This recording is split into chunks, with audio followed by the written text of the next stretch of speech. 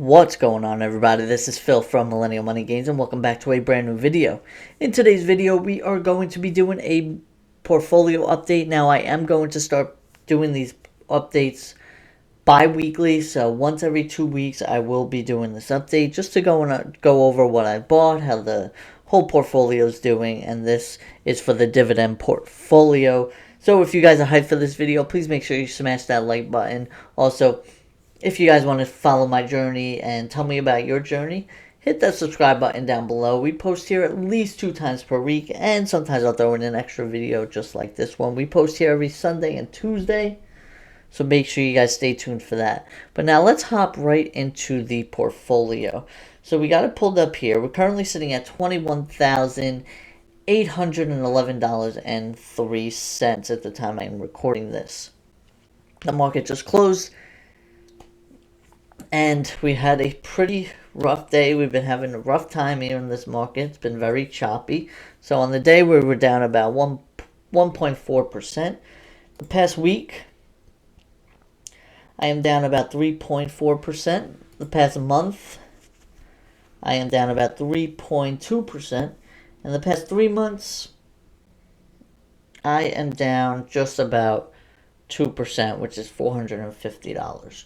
So we're going to go right into the portfolio here and just quickly dive in and show you guys what stocks I'm holding and what I have recently bought. So I actually made 2 purchases today, and one of those purchases was for another share of Apple, so ticker symbol AAPL.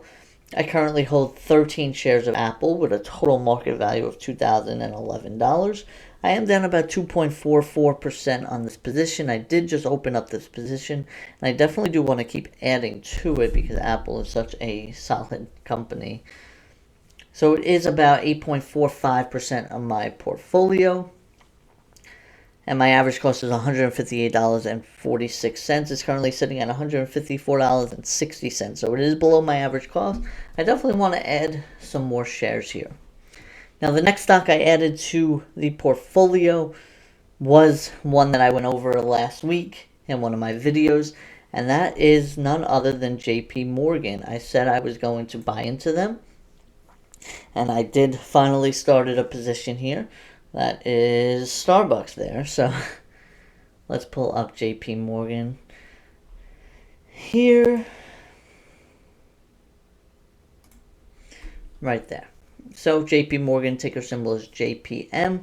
I started a position here today, just a little starter position. I bought 2 shares, and the average cost $132.48. I did buy right in the beginning of the day when the market was opened.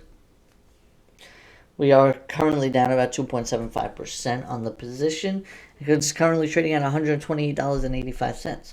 So the reason I bought into this one is because it is sitting at a pretty decent low. It's down over 16% on the year. And JP Morgan is a dividend stock that offers a pretty decent dividend. So the dividend yield is currently sitting at 2.88%, almost getting to that 3% marker. I do think this one is going to drop down so that the yield is at that 3% marker, and that is when I am really going to load up on the position because I want to capture that 3% yield. I do think JP Morgan will be doing well in the near future with the interest rates increasing, so there is going to be a 0.25% interest rate increase to try to combat some of this inflation, and that just means more profits for JP Morgan and banks in general. So I definitely do want to add more to this position, but I did just get a starter position today. Over past 5 years, JP Morgan's up 40%, and it's sitting just about at what it was right before COVID, so it seems like a pretty decent time to buy in, and we'll see if we can get it even lower than it is right now. And lastly, I did add some more shares to my Ford position. So before this, I currently had 40 shares of Ford, and I added 5 more today. So now I have a total of 45 shares, which is about 3% of my portfolio. I am down almost 10% on this position because Ford has been dropping rather quickly. My average cost is $17.76. In the past week, Ford is down 4.8% in the past month. Ford is down about 8.76%. Past 3 months, Ford is down almost 25%. So as you can tell, Ford has been taking a pretty big hit. And we're going to see if it can sustain this kind of pricing or if it's going to go back down to these levels here around $15.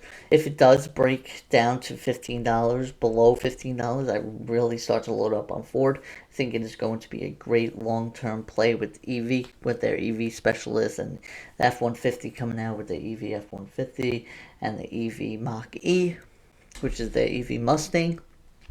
I do think this is going to be a huge player in the industry.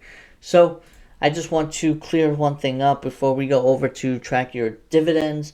I do have about just under $2,000 used on margin for QYLD. So the track your dividends amount and this amount is going to be slightly different because this amount is not included the margin that I do have out on QYLD to get that bigger dividend. So hopping over to track your dividends, current value is $23,772.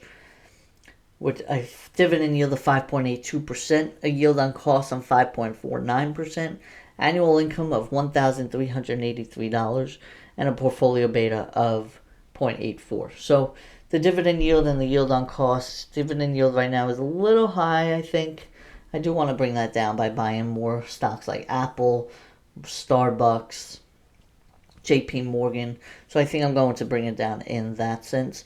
My yield on cost obviously lower than my dividend yield right now, which is not ideal. But I did start this portfolio last year in June, and I've been ramping it up rather quickly. So I am seeing, I did really join in the really rough time in the market.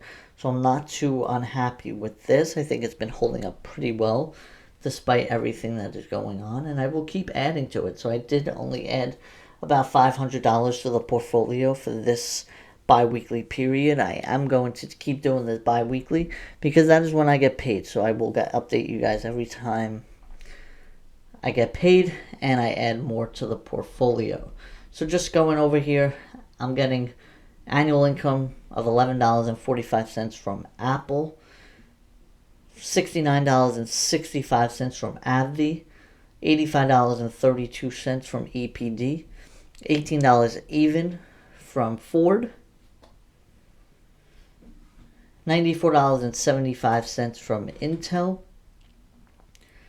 $8 from JP Morgan, which was just added today, $11.20 from Lockheed Martin, $95.36 from 3M, $159.91 from Realty Income, $433.15 from QYLD, $31.50 from Starbucks, $260.35 from AT&T, and $104.74 from Valet. So I do expect this AT&T value to go down because obviously they are going to be cutting their dividend. And we still haven't received one of those dividends where it's gotten cut yet. But let's take a look here. So they still on track your dividends. They still have their dividend as what it was prior. So it is going to be cut from that. And so my annual income is going to be coming down, and that's just something we have to expect. But let's go over some of the big months here. So March, we're expecting almost $140 in dividend income. April is going to be a low month for us, $56. Then we have May, another $169 month.